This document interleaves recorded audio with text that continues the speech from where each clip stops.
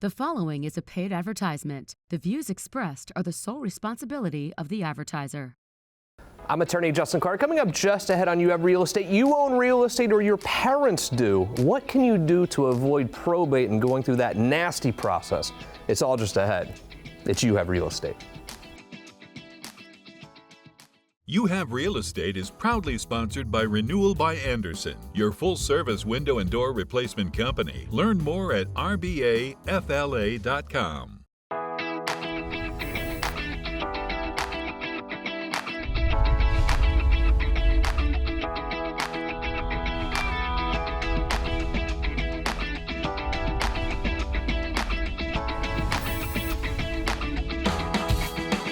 Welcome to You Have Real Estate, brought to you by Renewal by Andersen. I am your host, Justin Clark. A great show ahead for you today, but first, the opening statement.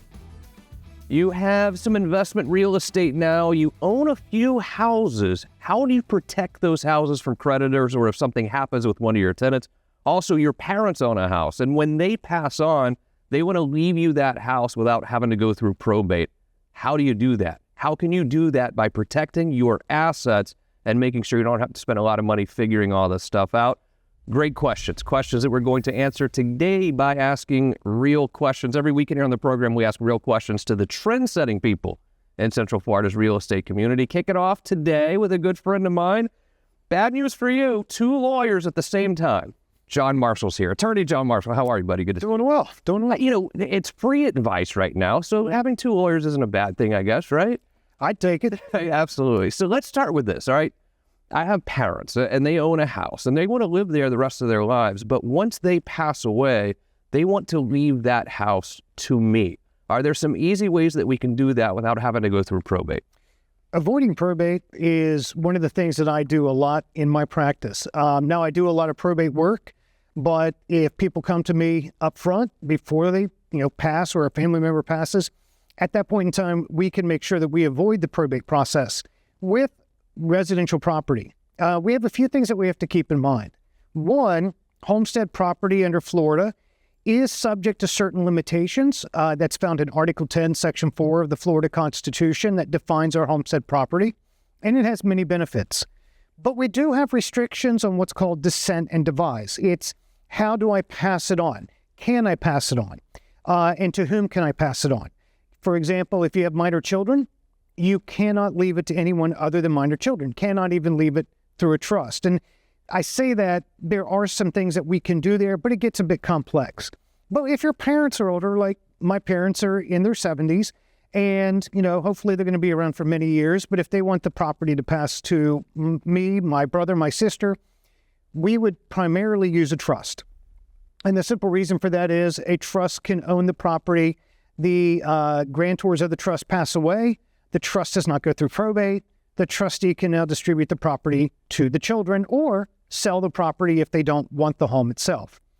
I hear a lot of talk about ladybird deeds, and I use a lot of ladybird deeds where I'm using a ladybird deed to transfer the home to trust after the grantors of the trust have passed away or the owners of the property have passed away. You can do a ladybird deed that transfers the property to children directly. The problem is, and I hate to even talk about it because it's a morbid topic, but what if a child dies before you? What happens to their interest? Now, their interest could be subject to probate, but even then, it's based upon how it's worded in the ladybird deed. So in my practice, probably 95% of all ladybird deeds are to a trust, and then we use the trust to define how it's going to be managed and distributed after death. Got it. Let me ask you about trust a little bit, because I hear these two keywords, revocable versus irrevocable. What is the difference? So revocable is just that. You can revoke it, you can amend it at any time while you're alive. Irrevocable is one that we cannot change. And I say we cannot change. We're lawyers. We can figure out how to change just about anything. Yeah. But the purpose of an irrevocable trust is usually to transfer ownership of assets to another person. Most revocable trusts are used in estate planning. Probably about 20% of the time we'll use irrevocable trusts, and that's usually for gifting purposes, estate tax avoidance, things like that. But in Florida, we have no estate tax, just like we have no income tax, and federally, the estate tax exemption so high, most people don't worry about that. So we use trust to avoid probate, so we would use a revocable living trust. When you die, your trust becomes irrevocable, but now we can build in benefits for beneficiaries. So, for example, my parents die and I'm inheriting. They could actually leave my inheritance to me in a manner that is protected from anyone I owe money to. So in other words, I get the benefit of my inheritance, but if I'm being sued because I had a car accident or I had a bad business dealing, that money is off the table. Really? This is all important stuff. And I don't know why we don't spend more time preparing for life after death or preparing for our parents' life after death, because it can get very complicated, very messy unless you prepare in advance. I have a QR code on the screen right now for John. All you have to do is take out your phone, scan the QR code, and he'd be happy to answer any of these questions off the air as well. What about real estate? I mean, when do I decide if it's appropriate to put my real estate into a trust? How do I make that decision? So again, real estate is subject to probate if it's titled in your name and you pass away. And probate is the judicial process whereby we go into the court and we're petitioning a judge to allow us to transfer the asset. We really want to handle that outside of a courtroom for two reasons. One, probate takes 9 months to a year to complete. Two, it's expensive. And three, really, it's the public. Everyone can look at it and see what's going on. A trust keeps everything private. So when we're looking at the transfer of assets, whether it's homestead, rental property, commercial property, whatever, we want to look at how it's titled and how we pass that off to the next generation.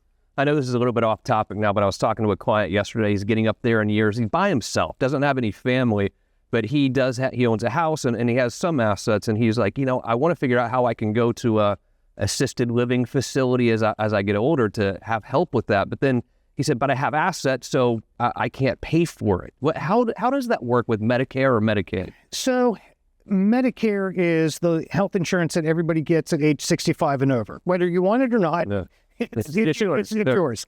Medicaid is a government program that can pay for things like skilled nursing care, different things like that, but you have to meet their economic standards. Now, that gets kind of involved as to what those economic standards are, but most people just assume, well, the state's going to take my house or the state's going to do this. No, actually, the state doesn't. What Medicaid says is, well, you have to spend down your assets to a certain level before we'll kick in.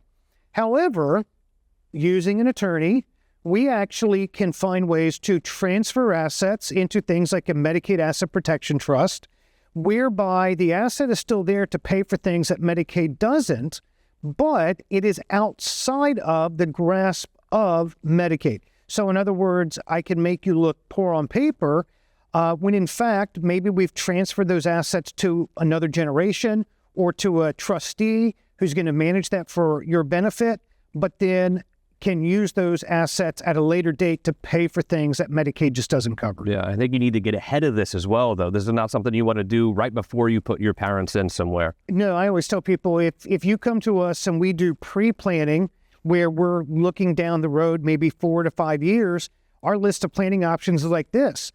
If you come in because I need it now, our planning options are like this. So again, looking ahead and having that conversation with an attorney is important. It's actually a conversation we have with clients when we're talking just about, a trust or a will, because as we get older, we have to be thinking about things like, hey, what happens if I'm in skilled nursing care? Right.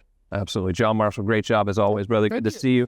QR code on the screen for him right now. He'd be happy to answer any of these super important questions, by the way. You need to address these issues and you have to get ahead of them. If not, bad things can happen. We all should call John. A very quick break. When we return, Viv's in your neighborhood. But what neighborhood might that be? As You Have Real Estate continues.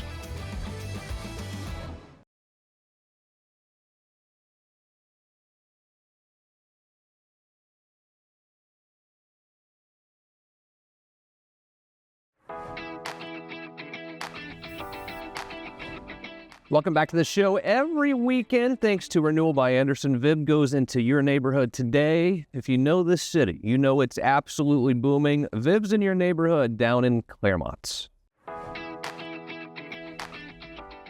If you wanted to find some hills in Florida, you might head towards Claremont. Set just northwest of Orlando, this area has rapidly developed and caters to those who want a bit of land with their home or take advantage of the many developments that are zoned for short-term rentals due to its proximity to Disney World.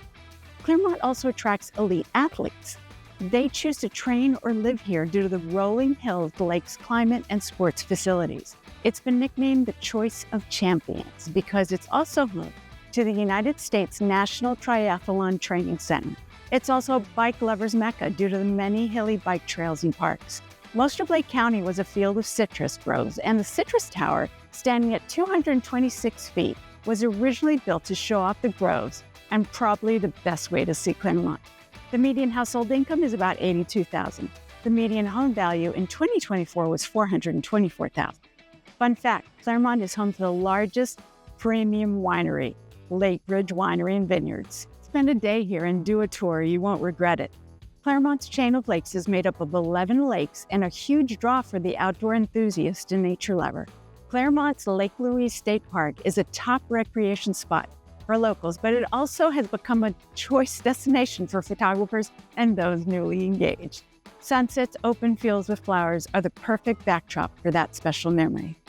If you'd like more information on this area, call me, Vivian Lehman, at 407-205-0400. Thank you, Viv. A lot of people are moving to Claremont, obviously, because it's growing so much. But when you are moving, you've got to make that decision. Do you buy beer and pizza for your buddies, and then you owe them forever? Or do you hire a professional moving company to move your stuff professionally? Great question. I normally will go with the professional moving company because I don't know, call me lazy or whatever. Joined by the owner of Green Team Logistics, Tracy's here. Tracy, nice to see you. How are you? Nice to see you. It is a question that people have. They're like, right, do I have my buddies help me do all this moving and go to the U-Haul place, or do I have a professional moving company do it? What goes into that decision for people? We find that our main clients are either physically or time restricted. Yeah.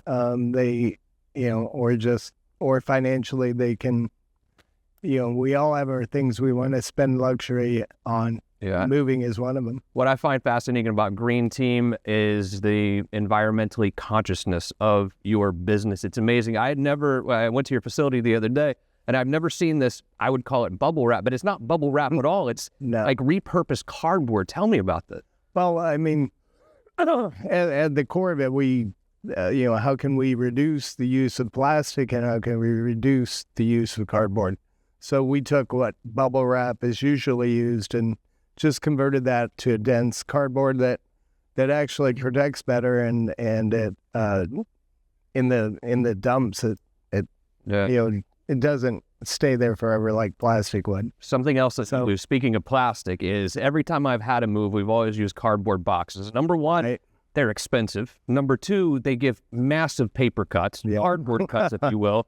Number three, when they sit there, because I'm not going to unload everything that day, they sit there, they get nasty on the bottom, or if they get wet, they literally ruin what is in that cardboard box. When you're moving, you have a whole different system. Yeah, the plastic totes are more durable. Every plastic tote that's used is 100 cardboard boxes that aren't bought, so it's great for the environment.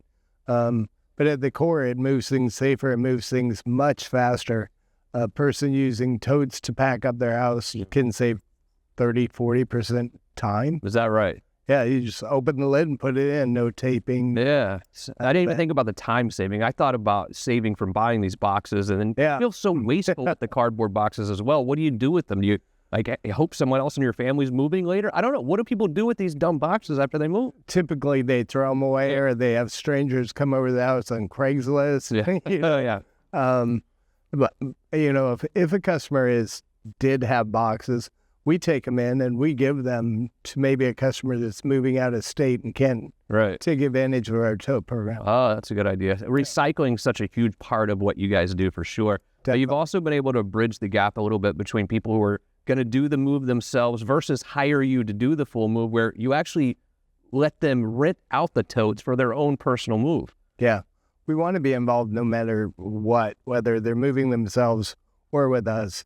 The materials that we use, they're more about the pre-move than the move. Yeah. All the things you do with your friends helping out and all that, packing up the home. It can take days to pack up a home, and whether you're using us or not, these all have handles and they move faster. We give you dollies so they can roll them around, and just, not going to hurt your back as much using totes. We talk to real estate agents on the show all the time, and the real estate market normally has a buzz to it in the summertime, I think because kids are out of school. But I also hear that summertime is the hot season for moving. How much truth is there to that? It's a lot. I mean, we probably have 50 to 70% more people needing to move in the summer compared to holidays. Wow. Are you seeing a lot of people, because we talk on the show a lot, people from other states are moving into Florida. Are you finding a lot of Floridians moving out of state? I don't. Most of the out-of-state moves, You don't see these. We don't deal with that much. Yeah, I got it. I just said no because I hear we have so many people coming here, and I don't think as many people are leaving. Although this week's been hot. My goodness, right? Within the state, though, a lot of people are transferring around. The Space Coast is booming, so a lot of people are moving out there. It sure is. How long have you been on the Space Coast? Almost. The company's been 17, 18 years there. Because if you remember, I mean, there was a time Space Coast-wise where that real estate market completely tanked and everything was going away. We were concerned for the Space Coast. How would you describe what's going on there now? Oh, thriving, for sure. It's amazing. A lot of people moving in the area. Yeah, Green Team Logistics. How did you, and again, I've never really thought of a moving company being so environmentally conscious like you are. How did you become this environmentally conscious person? Right.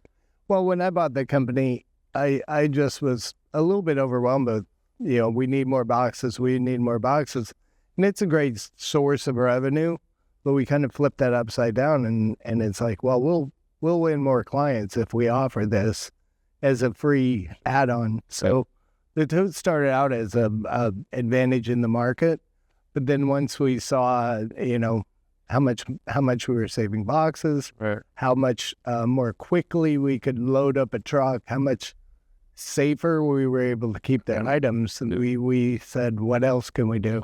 It's a win-win all the way around for the environment, for your customers, and for Green Team as well. It's a no-brainer. I can't believe everyone's not doing it. Tracy, good to see you. Thanks for coming in. See you. If you're moving this summer, I would definitely get a quote from Green Team. They are fantastic. They'll be happy to help you. Or if you're doing it yourself, you got to check out these totes as well. It makes your job so much easier. A quick break. A final segment of You Have Real Estate is next. Justin here with the beautiful Michaela. How are you? I'm good. How are you? There's been a major shift happening in the air conditioning industry, and Old Ash, together with Duquesne, is leading the way. Committed to the future, Old Ash introduces a new generation of systems that use R454B refrigerant, an innovative alternative that reduces global warming potential by 78% compared to the R410A. This change is perfect opportunity for anyone looking to replace an old unit or install a new air conditioning system. Old Ash wants you to understand what these changes mean so you can make the best decisions for you, your home, and your family. With a simplified product lineup, compatibility with both R410A and R454B equipment, and available refrigerant detection system kits, the transition is smooth and efficient. Old Ash technicians are fully trained and certified in these new procedures, ensuring a professional installation that meets the latest industry standards. And most importantly, you'll have peace of mind knowing that their team is with you every step of the way. With Duquesne and Old Ash, every unit installed is a step towards cleaner air and a more sustainable future. Stay informed, stay cool. Trust Duquesne. Give them a call today to learn more about these changes and how they could affect your AC unit, and let their trusted service providers guide you through it. Old Ash, educating ourselves to educate you. I'm attorney Justin Clark. If you're in debt and find yourself living paycheck to paycheck, call me now or visit youhavepower.com today.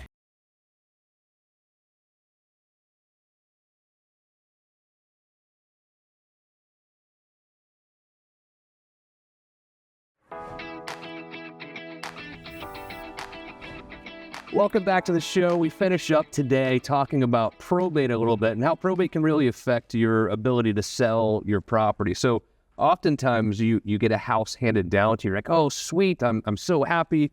And you want to go sell it. I understand that. A lot of us have been through that. But that deal can be killed if the probate and estate planning wasn't done properly beforehand, joined by my good friend, Elisha Lopez. Hi, Elisha, how are you? Ocala Realty World.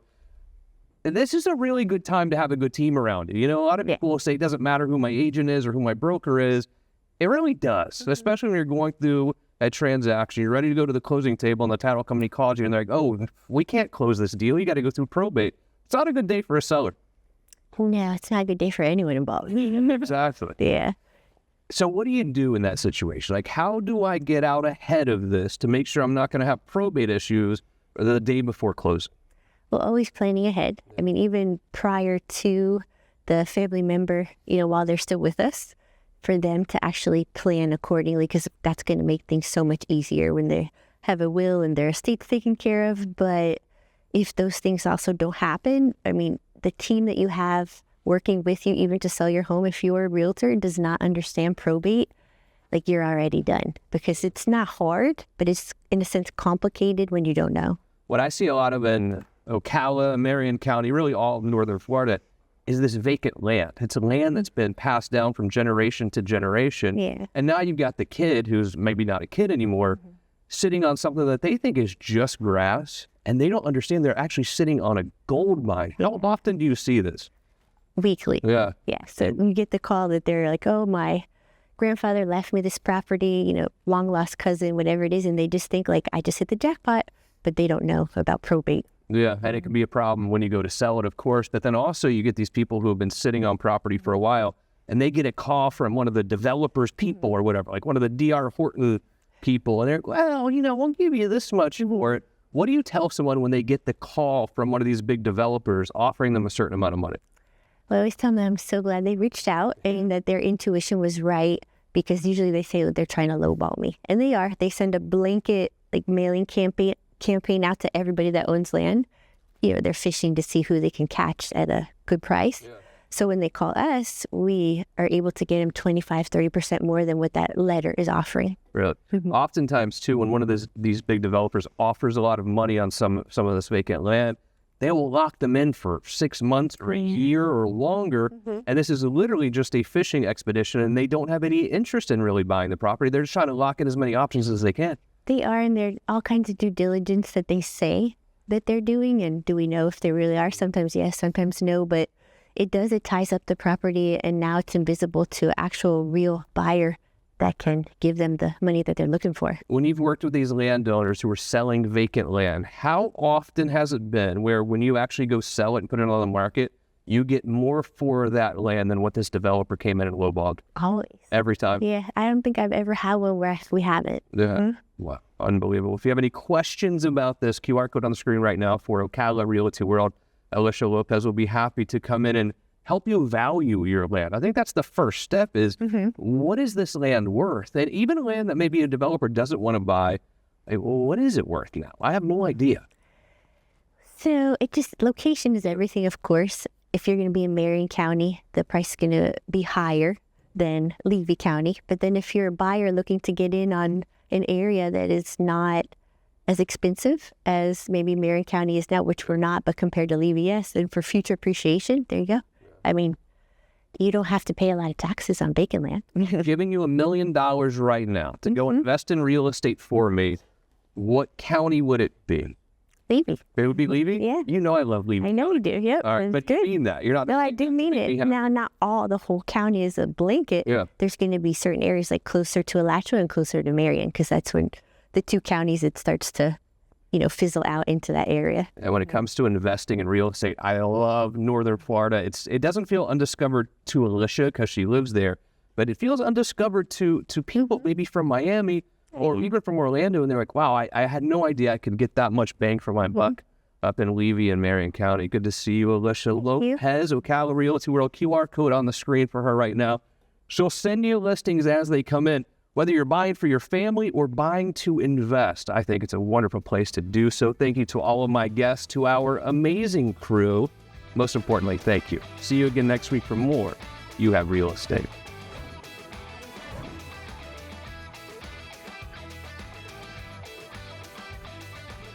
If you find yourself living paycheck to paycheck, call me now or visit youhavepower.com today.